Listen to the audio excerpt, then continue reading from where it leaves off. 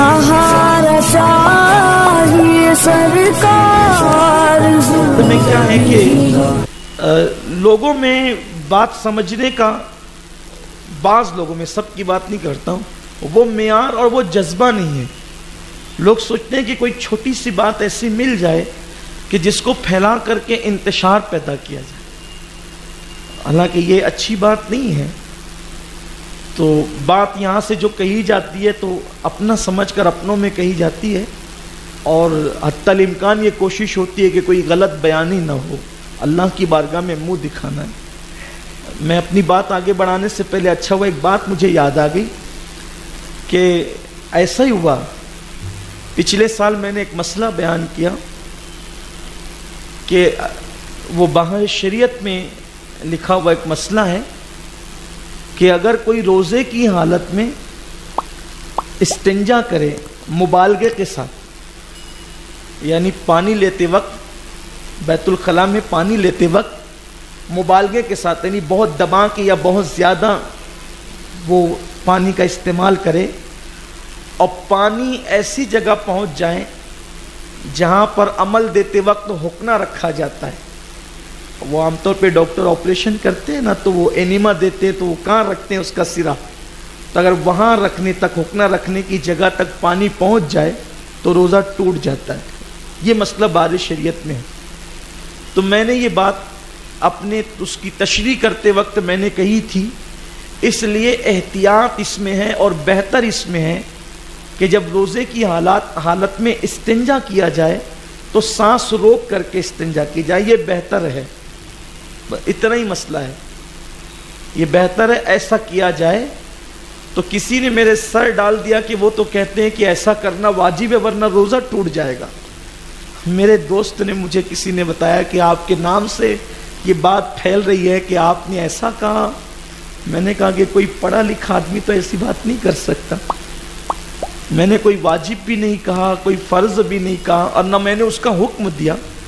हुजूर सदरुश शरिया रहमतुल्लाह अलैह ने यह लिखा है कि इस्तिंजा में पानी लेते वक्त मुबालगा करेगा और हुक्ना रखने की जगह पानी पहुंच जाएगा तो रोज़ा टूट जाएगा। उन्होंने ये लिखा। अब उसकी तशरीह में ये बात सिर्फ कही गई है, इसलिए एहतियातन पानी लेते वक्त सांस रोक ली जाए, ये बात कही गई है। अल्लाह खैर करे। बहरहाल तो आप भी एहतियात करें। अब भी मैं वही कहता हूं कि एहतियात करें, बेहतर है, अफजल है। वरना अगर कोई एहतियात नहीं करता, रोकना रखने की जगह तक पानी नहीं पहुंचता, तो उसका रोज़ा थोड़ी टूटता है। तो इसलिए बातें समझा करें। कल भी हमने इख्तिताम पे एक मसला, क्योंकि एक एक मसला सुनते चलेंगे तो इंशाअल्लाह 30 दिन में हमें 30 मसले कम से कम पता चल जाएंगे।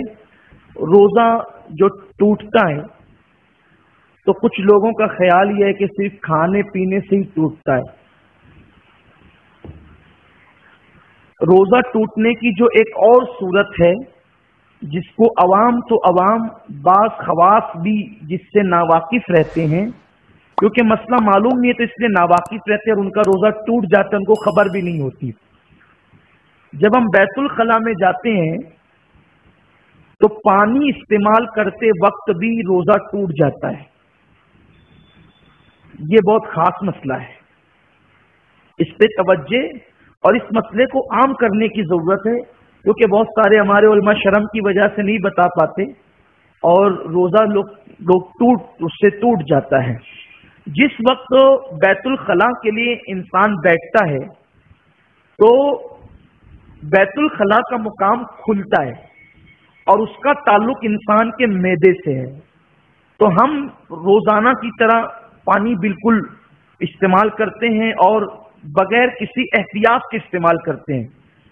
तो जो सुर्ख मकाम होता है, अगर वहां पानी का कतरा जाए तो वो पानी, वो मकाम मैदे में पानी पहुंचा देता है, तो उसकी वजह से रोजा टूट जाता है। तो अगर रोजे की हालत में हम बैतुल खला को जाएं तो उस वक्त पानी का इस्तेमाल कैसे करें ताकि हमारा रोजा ना टूटे। जब हम बिल्कुल फारिग हो जाएं, फारिग होने के बाद हम सांस यूं ऊपर को चढ़ा करके रोक लें, क्योंकि धोने का पीरियड जो है میرے خیال سے 3-4 سیکنڈ سے زیادہ نہیں لگتا اگر انسان جلدی سے دھو لے، یعنی یا اتنا وقت کہ ہم روزہ یعنی اپنی سانس روک سکیں، ہم آرام سے 5-7 سیکنڈ سانس ہر آدمی روک سکتا ہے. تو یوں اوپر کو سانس چڑھا کر آپ جو ہے وہ سانس روک لے. جب آپ اوپر کو سانس یعنی کہ لے کر کے روکیں گے تو جو پاخانے کا مقام ہے وہ بالکل بند ہو جائے گا. اب بند ہو جائے گا تو ہلکے ہاتھ سے آپ اس کو دھل لیں، اور دھلنے کے بعد وہاں سے پانی صاف کرنے کے بعد پھر دھیر سے سانس چھوڑیں تو اس کی وجہ سے پانی اندر نہیں جائے گا، تو آپ کا روزہ محفوظ رہے گا. ورنہ اگر آپ نے اس احتیاط سے استنجا نہیں کیا تو آپ عوام میں تو یہی مشہور ہے کہ بھئی کھائیں پیئیں، ناک سے پانی جائے، منہ سے پانی جائے تو روزہ ٹوٹ جاتا ہے. صرف ناک اور منہ سے کان میں پانی جائے تو روزہ تو نہیں ٹوٹتا، لیکن ناک میں جائے یا منہ میں جائے اور اس کے ذریعے حلق میں جائے تو پانی کی وجہ سے روزہ ٹوٹ جاتا ہے. تو اسی طرح وہاں سے بھی پانی ہمارے معدے میں پہنچتا ہے اور لوگوں کا روزہ ٹوٹ جاتا ہے اور لوگوں کو اس کی خبر بھی نہیں ہوتی، اور بیچارے سمجھتے ہیں میرے تو 300 روزے رکھیں، 2900 روزے رکھے، اور مسئلہ نہ معلوم ہونے کی وجہ سے وہ روزے سے محروم ہو جاتا ہے. اور میرے بھائیوں، رمضان شریف کے روزے اتنے قیمتی ہے، اگر ایک روزہ بھی اپنے سے اللہ نہ کرے، اللہ کبھی وہ دن نہ لائے، اگر ایک روزہ بھی چھوٹ گیا بیماری سے یا کسی وجہ سے، آپ پوری زندگی اس کے بدلے میں روزہ رکھے. رمضان شریف کے روزے کی فضیلت جو ہے وہ فضیلت پوری زندگی کے روزے کو نہیں مل سکتی. اتنے فضیلت والے یہ روزے ہیں، اللہ پوری زندگی آخری دم تک ہمیں روزے صحیح طور پر رکھنے کی توفیق عطا فرمائے. امید ہے کہ یہ مسئلہ آپ کے ذہن میں بالکل آ گیا ہوگا. آپ اپنے گھر میں بھی جا کر کے بتائیں، شرمائے نہیں. یہ بہت کتنا اب آپ کچھ سوچتے ہوں گے، میں یہ نہیں کہتا کہ کون کیا کرتا تھا، لیکن آپ کو ایک دم اچانک دل پہ کرنٹ لگا ہوگا، یار اس سے پہلے تو میں اتنی احتیاط سے پانی نہیں لیتا تھا روزے کی حالت میں. بلکہ آپ سوچتے بھی ہوں گے کہ میں نے تو پانی لیا اور ٹھنڈک میں نے خود محسوس کی، پانی کی ٹھنڈک خود محسوس کی نیچے کی طرف، تو آپ کو ایسا لگا ہوگا. تو کتنا اہم مسئلہ ہے، بتانا چاہیے. حق بولنے میں اللہ نہیں شرماتا، حق بیان کرنے میں رسول نہیں شرماتے.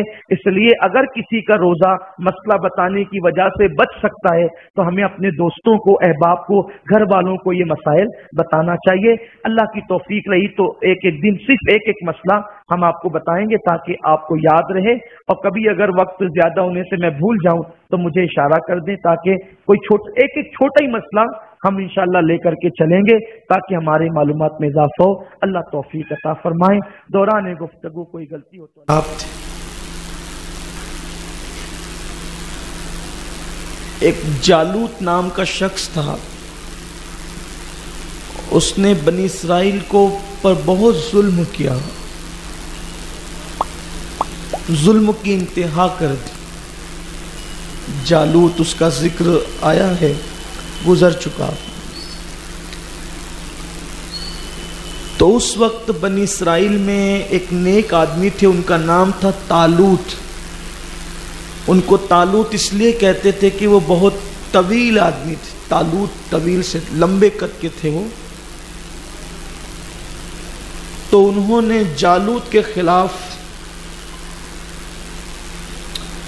علم جہاد بلند کیا اور انہوں نے یہ طے کیا اللہ کے حکم سے کہ بنی اسرائیل کو ہم ظلم سے نجات دلائیں گے.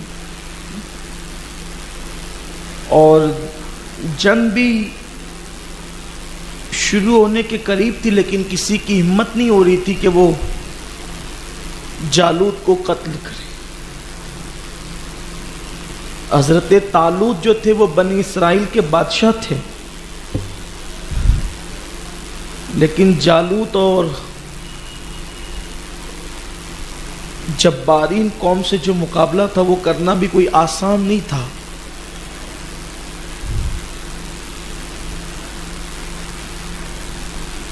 تو حضرت داؤد علیہ السلام کے 7 بھائی تھے اور وہ سب کے سب حضرت طالوت کے ساتھ جنگ میں گئے ہوئے تھے، اور حضرت داؤد جو تھے وہ بکریاں چرا رہے تھے.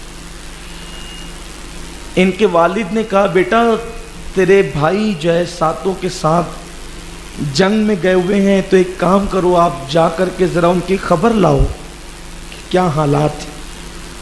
تو یہ اپنے باپ عیشا، ان کے باپ کا نام عیشا ہے،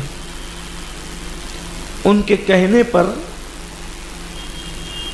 وہ جب میدان جنگ کی طرف گئے تو رستے کے پتھر ان سے باتیں کرنے لگے تو داؤد سے کہ داؤد تم ہمیں اٹھا لو، ہم تمہارے کام آئیں گے، اگر آپ ہمیں اٹھا لیتے ہیں تو ہم تمہارے کام آئیں گے۔ تو حضرت داؤد نے ان پتھروں کو اٹھا لیا۔ اس کا مطلب یہ ہے کہ نبیوں کی شان کتنی بلند ہے، پتھر بھی کلام کرتے ہیں۔ ابھی آپ نے اعلان نبوت نہیں کیا ہے اور آپ نے وہ پتھر اٹھائے، ان کی تعداد تاریخ میں 3 آتی ہے۔ دیکھیے جو میں سیرت بیان کر رہا ہوں انبیاء کرام کی، اس میں کسی کتاب میں آپ کو کچھ دوسرا مل سکتا ہے، تو اس کا یہ مطلب نہیں کہ وہ غلط ہے یا یہ غلط ہے، ایسا نہیں ہوتا، بلکہ مورخین اپنی اپنی تحقیق کے مطابق لکھتے ہیں، اس کو آپ سمجھیے۔ اور جو قول مجھے زیادہ معتبر لگتا ہے میں وہی پیش کر دیتا ہوں۔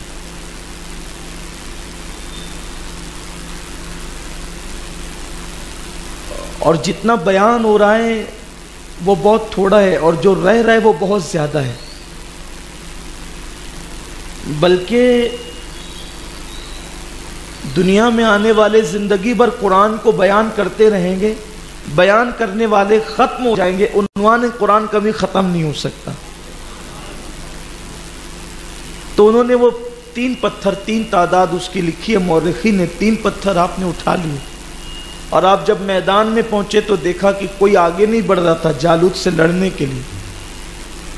تو جناب طالوت بار بار لوگوں میں ابھارتے تھے کہ بھئی اس کو قتل کرو تاکہ اس کی فوج کی ہمت ختم ہو جائے۔ تو حضرت داؤد پہنچے، کہا کہ اگر کوئی اس کو قتل کرے گا جالوت کو تو آپ کیا دیں گے؟ تو کہا ہم اپنی بیٹی کا نکاح اس کے ساتھ کر دیں گے اور اپنی آدھی سلطنت اس کو دے دیں۔ آپ نے ایک ہی پتھر اٹھا کے اس کو مارا اور وہ مر گیا۔ اتنا طاقتور انسان حضرت داؤد کے ایک پتھر سے مر گیا۔ تو آپ کا یہ روب اور یہ آپ کی ہیبت اور شان و شوکت دیکھ کر کے بنی اسرائیل بہت حیران ہوئے، بڑے دنگ ہوئے، اور آپ کے معترف ہو گئے وہ۔ پھر جناب طالوت نے اپنی بیٹی کا نکاح کیا آپ کے ساتھ اور اپنی آدھی بادشاہت بھی عطا کی، اور اس کے بعد پھر آپ بادشاہ بن گئے اور اللہ نے پھر آپ کو نبوت بھی عطا فرما دی۔ یہ ایک اشارہ تھا جو حضرت داؤد علیہ السلام کے بادشاہ بننے تک کی کیفیت ہم نے بیان کی۔